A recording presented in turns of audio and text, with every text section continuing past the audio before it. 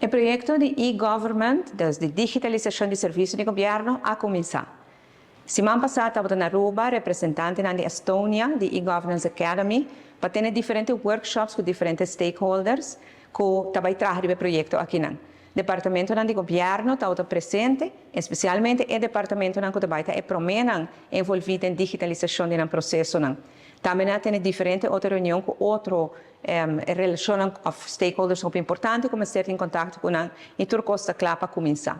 Nós temos fundo alocado da União Europeia de 4,5 milhões de euros, de qual 3,5 milhões vai para o projeto e 1 milhão vai entre a União Europeia e a Estônia para o project management. Mas de 3,5 milhões de euros nós podemos rapidamente com a digitalização de serviços do governo, com desde a comodidade de bocas, por a maioria de serviços e principalmente por follow-up e assim, em que estádio boa petição de tratamento. Mira, aqui é o qual falta, aqui é o qual abo por baixar.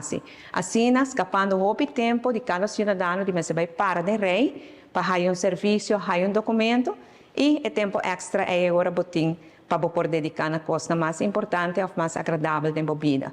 Me agradeci e Governance Academy de Estônia para tomar o liderazgo do projeto aqui, de não me ter confiança que está bem bom, sobre a hobby, conhecer a área aqui, e não ter confiança também da forma como nós estamos atendendo com digitalização e inovação aqui na Aruba, com a de acordo e nós fazer acordo com não.